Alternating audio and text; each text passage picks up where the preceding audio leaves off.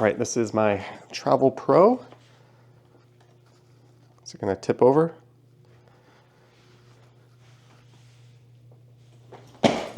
Oop. So whenever I travel these days, it doesn't really matter where I'm going or how long I'm going for. I pretty much only ever do carry-on. Airlines tend to charge an extra fee for checking bags, plus there's the hassle of what if they lose my bags, what if my bags don't make the connection, what if there's something in there that I need during my layover or even during the flight.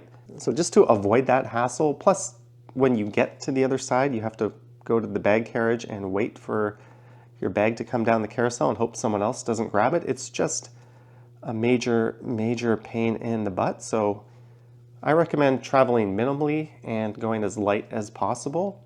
And it's also important these days to comply with the airline's carry-on restrictions. That for most airlines is one personal item that'll fit under the seat in front of you and one relatively small carry-on luggage. And this one, I believe, complies with most of the airline's requirements. And what will happen sometimes if a flight is full, they will call people at the time of boarding and ask if anyone wants to voluntarily gate check their luggage because there'll be no room in the overhead bins. And then if they don't get enough volunteers, they'll often pick people out who clearly have oversized carry-ons or too much carry-ons, and they'll force you to gate check. Fortunately, I've never had that happen to me. I've always been able to walk right on the plane, even as other people around me were getting flagged. And I think a big reason for that is I generally comply with the airline's allowances. Sometimes I go a little bit overweight. The budget carriers sometimes have a really low carry-on weight at around 7 kilograms. And whether or not they weigh your luggage is luck of the draw in my experience, but for the most part, stick to the carry-on requirements and you should be good. All right, so first, the backpack. This was, I think, about $29 on Amazon, and it's actually the best backpack I've ever had for traveling. It has a strap on the back, so it'll hook into your carry-on luggage if you don't want to lug it around. It's got a lock on the top, although that is quite easily defeated. And it's got slots to put water bottles, and these are important because you can't bring liquids through security, at least not over 100 milliliters, which means any drinks you have on you, you have to discard. And buying drinks once you're through security can be quite expensive, so I recommend just having a refillable container like this. Here in this slot, whenever I go through security, this is where I just put my wallet and my passport, just because it's easy to put in there. I put my watch in there as well. And I take out my battery bank. This is my iPhone 15 Pro. That's just my second phone. And I take these out because they have to be on the tray. And I throw my Galaxy S24 and my laptop on the tray as well. Just being prepared for going through security helps and keeps things moving faster. There's less stress to deal with. I also take my belt off in advance and throw that in here as well. And in here, I have this I took from a previous KLM flight. I have a few of these in here just in case I need to brush my teeth because I'll be traveling for like 24 hours in total. So it's good to stay fresh. I've got a portable hard drive. This is loaded with media that I can load onto my laptop if I need. But it's also where I put my backup videos and stuff when I'm out recording. This is a passport wallet. So I have my passport in here, I have backup cash in here, and I have a backup credit card in here as well. What I do whenever I travel is I keep one ID in here, and this goes in the hotel safe. That's my passport. I keep some cash in here as well. I have my wallet, which is over there. That has my health card in it and some cash and another card I can use. And then in my carry-on luggage, there's a hidden compartment that zips up, and there I keep another backup bank card, my driver's license, and some cash. So I have 3 stashes of cash, 3 cards I can use, and 3 IDs all separated. That way it'll take pretty much 3 disasters to completely wipe me out. Obviously, you don't want to lose your passport. That's the important one. You always want to keep your eye on and make sure it's in the hotel safe. But I was pickpocketed once. I was inebriated, but fortunately all they got was my health card and my bank card and maybe 200 bucks in cash. I was able to cancel those right away and get back up and running in no time, and it didn't really affect my vacation because I had scattered my belongings in 3 separate places. So I recommend doing that. I also have a charger. This is a 65-watt charger, USB-C. This will charge my phone, my cameras, as well as my laptop. And I'm taking Air Canada, and it should be a 787 Dreamliner I'm flying on. So even in economy, you get full power plugs with your seats. And then in the bag itself, I have a hat. This will just get crushed if it goes into my big carry-on. I have my DJI camera bag. This was a bit of a screw up. I have all my liquids. Normally they're in a much smaller Ziploc, but I ripped that. So I ended up putting them in the only Ziploc I have. This is way too big, but the amount of liquids in here is not too much.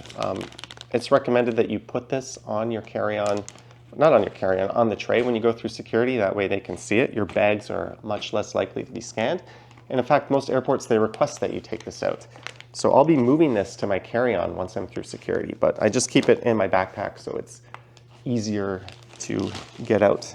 You don't want to be that person standing there at security scrambling to pull your stuff out. I have this just has a computer mouse in it, SD card reader, and a few other tech knickknacks. I like to just keep it in one place.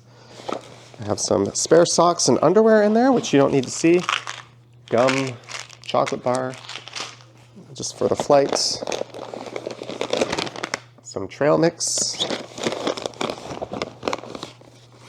And of course, the laptop.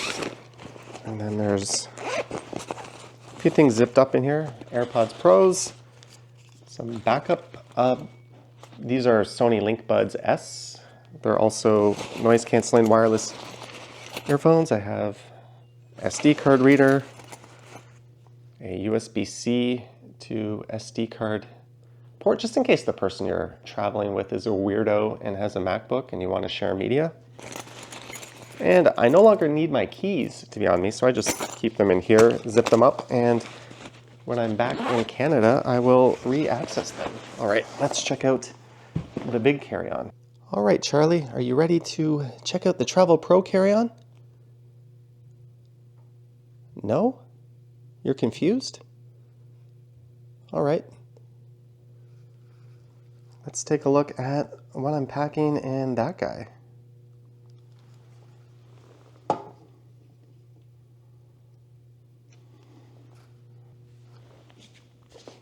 All right, here we go.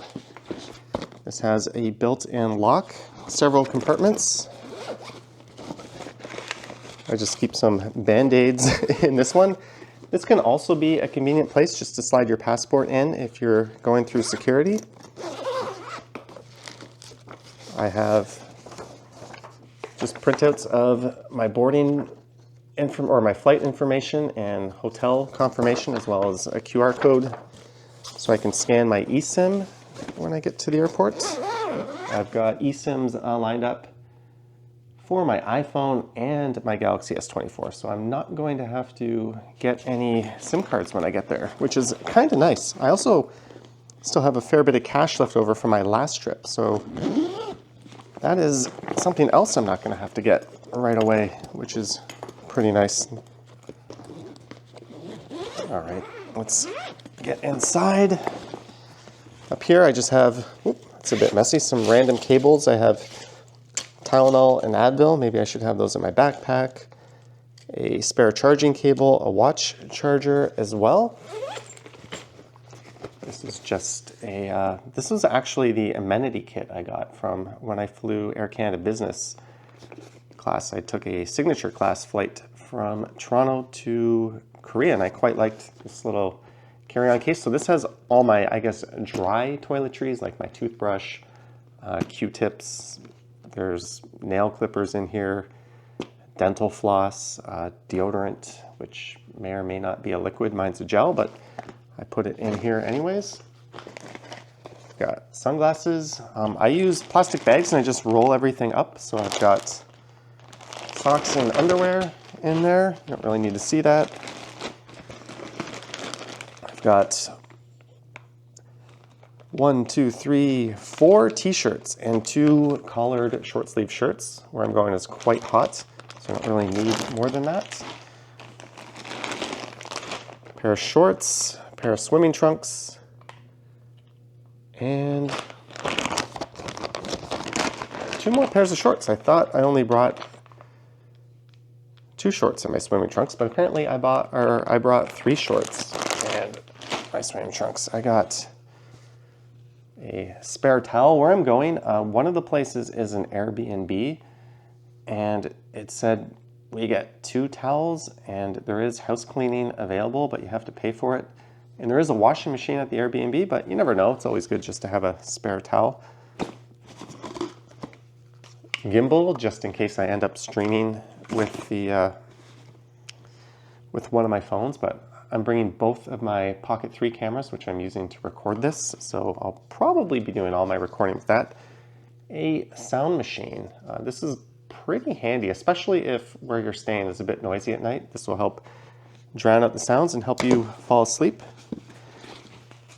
My Lululemon crossbody bag. Whenever I go out, I tend to put my money and stuff in here along with my camera equipment.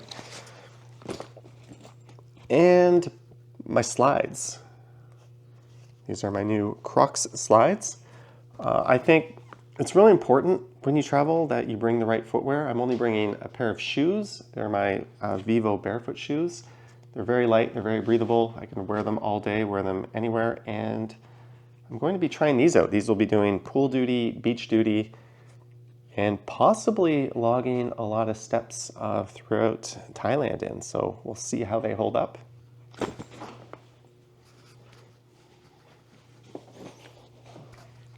There's the barefoot shoes. They are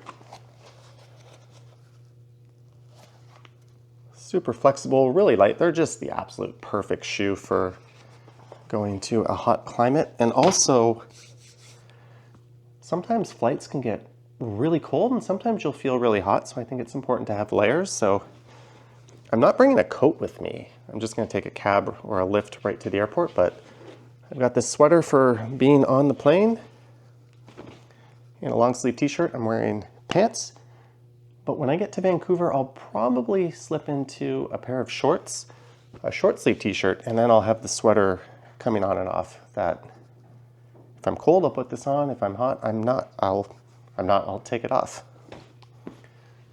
Anyways, that's about it. I hope you enjoyed this one. Maybe you learned something. Probably you didn't.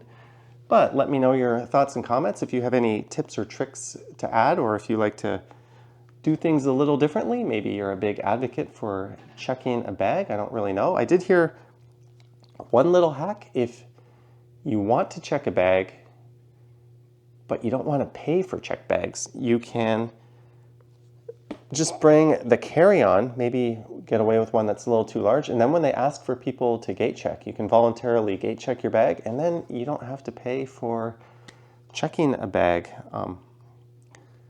Good luck if you try that, but anyways, I hope you enjoyed it. I'm going to put all this stuff back in my bags and get ready to go to the airport. So that's about it, eh? And I will be making some content while I'm overseas. Not a whole lot, but there'll still be some videos coming up on the channels you can look forward to. So thanks for watching, and I will catch you in the next one. When Charlie's not around. Yoink. Charlie, come back. Charlie, come back. Oh, Charlie, I was gonna make